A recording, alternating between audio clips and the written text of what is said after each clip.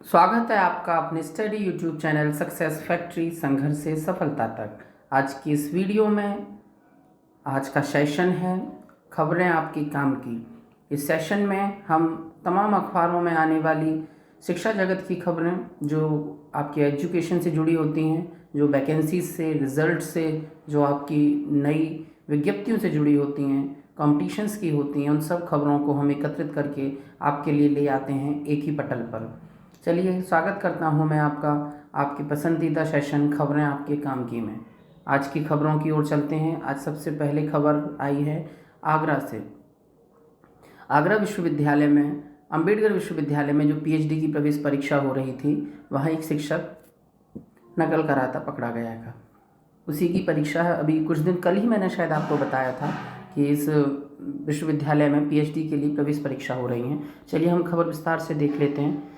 अंबेडकर विश्वविद्यालय की पीएचडी प्रवेश परीक्षा में शनिवार को विश्वविद्यालय का ही शिक्षक नकल करते पकड़ा गया। वह वॉशरूम में मोबाइल का प्रयोग कर रहा था। कुलपति ने उसे तत्काल प्रभाव से निलंबित कर दिया है। साथ ही जांच कमेटी का गठन किया गया है। शोध अधिष्ठाता प्रोफेसर विनीता सिंह ने बताया कि शनिवार को विश्वविद्यालय में 9 केंद्रों पर परीक्षाएं कराई गईं। सिर्फ आईआईटी केंद्र पर एक अभ्यर्थी को वॉशरूम में मोबाइल के साथ पकड़ा गया। अभ्यर्थी अजय यादव विश्वविद्यालय के ही institute of engineering and technology में ही इलेक्ट्रॉनिक्स एंड कम्युनिकेशन के शिक्षक हैं। कुलपति प्रोफेसर विनय पाठक ने इसे गंभीर अनियमितता और अनुशासनहीनता मानते हुए शिक्षक अजय यादव को तत्काल प्रभाव से निलंबित कर दिया है और जांच समिति का गठन कर दिया है। 9 केंद्रों पर हुई पीएचडी की प्रवेश परीक्षा।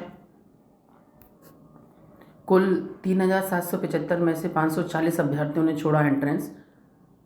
37 अभ्यर्थियों ने प्रवेश पत्र नहीं निकाल पाए और 38 अभ्यर्थियों ने दी 2 विषयों की परीक्षा। तो ये है। और इसका एक और इम्पोर्टेंट लाइन ये है कि आज जारी हो सकती है पीएचडी प्रवेश परीक्षा की उत्तर कुंजी। प्रोफेसर विनीता सिंह के मुताबिक रविवार तक सभी विषयों की उत्तर कुंजी और अभ्यर्थियों की ओएमआर की मूल कॉपियाँ स्कैन करके जारी कर दी जाएंगी। इसके आधार पर अभ्यर्थी खुद को प्राप्त अंकों का निर्धारण कर सकते हैं। नियंत्रण कक्ष संचालन में अधिष्ठाता छात्र कल्याण प्रोफेसर मोहम्मद अरशद का सहयोग रहा। तो ये थी आपकी आगरा विश्वविद्यालय में पीएचडी के लिए जो प्रवेश परीक्षा कराई गई है उसकी खबर। चलिए चलते हैं अगली खबर की ओर। अगली खबर है आपकी स्टाफ नर्स की परीक्षा को लेकर। 38 केंद्रों पर स्टाफ नर्स की परीक्षा। आज 18,000 अभ्यर्थी होंगे शामिल। हालांकि ये हमारे पास जब से इसका एक एक चरण चालू हुआ है तब से इस परीक्षा पर हम लोग आपको खबर दे रहे हैं। चलिए न्यूज़ विस्तार से देखते हैं। प्रयागराज उत्तर प्रदेश लोक सेवा आयोग की ओर से स्टाफ नर्स पुरुष प्रारंभिक परीक्षा 2017 प्रदेश के 2 जिलों प्रयागराज और लखनऊ में 38 केंद्रों पर 2 चरणों में की जाएगी। प्रारंभिक और मुख्य परीक्षा में आयोजित की जाएगी। प्रारंभिक परीक्षा के लिए तकरीबन 18,000 अभ्यर्थी पंजीकृत हैं। परीक्षा एक सत्र में सुबह 11 से अपराह्न 1 बजे तक आयोजित की जाएगी। उत्तर प्रदेश लोक सेवा आयोग ने स्टाफ नर्स पुरुष 558 पदों पर भर्ती के लिए मूल विज्ञापन 12 जनवरी 2017 को जारी किया था। आवेदन की अंतिम तिथि 20 मार्च 2017 थी। चयन प्रक्रिया को लेकर इलाहाबाद हाई कोर्ट में याचिका दाखिल की गई थी।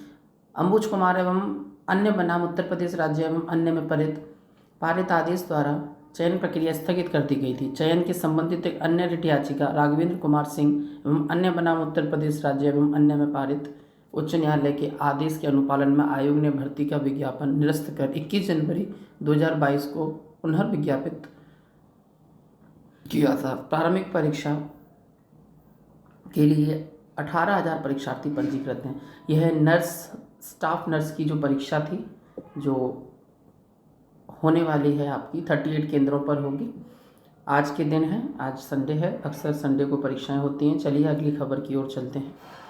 अगली खबर है आपकी सरकारी विद्यालयों के टाइमिंग बदलने की खबर चल रही है। तो यह एक अखबार में मुख्य रूप से छपी है। अब कक्षा 8 तक के सभी स्कूलों में दोपहर 12:30 बजे तक पढ़ाई।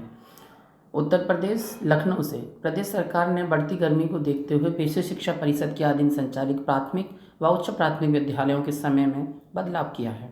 अब कक्षा 1 से 8 तक के परिषदीय स्कूलों में सुबह 7:30 से दोपहर 12:30 बजे तक पढ़ाई होगी।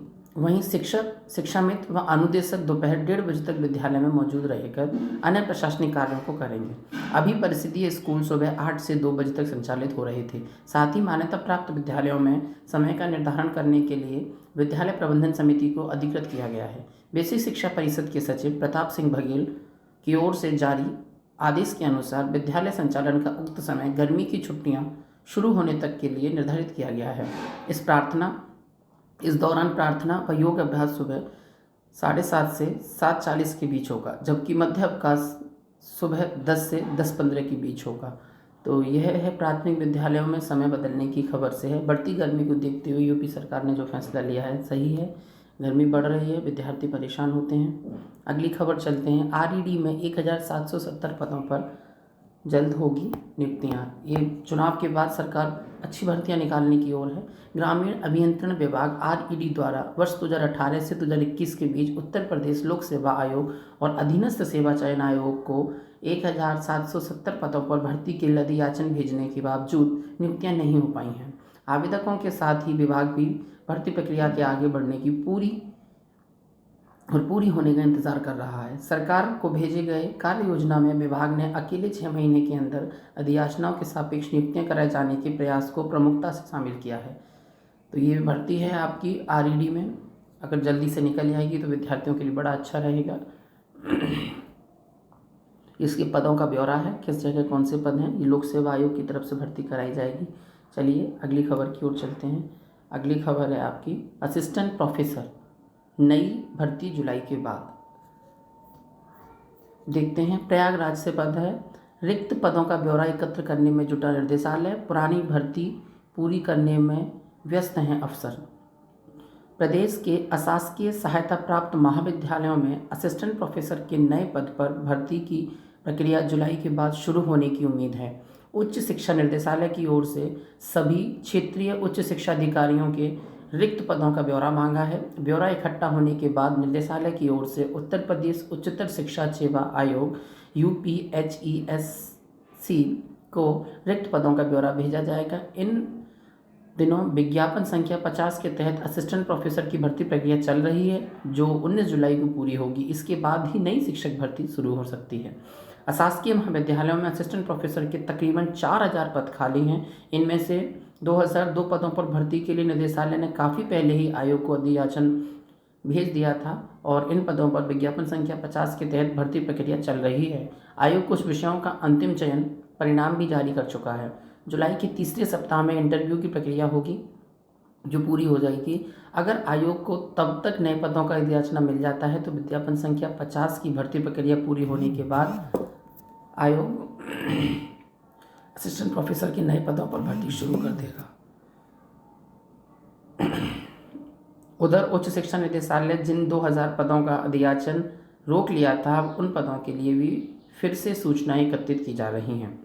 तो ये असिस्टेंट प्रोफेसर की नई शिक्षक भर्ती जुलाई में आ जाएगी।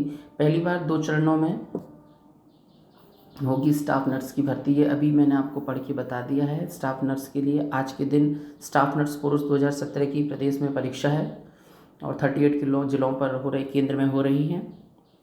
चलिए, तो ऐसे ही इस सेशन से जुड़ी हुई और तमाम खबरें जो आपके काम की हों, अगर आपके काम की ये खबरें हो रही हों तो आप हमारे चैनल को सब्सक्राइब कर सकते हैं और अपना सपोर्ट हमें दे सकते हैं। वीडियो देखने के लिए बहुत बहुत धन्यवाद।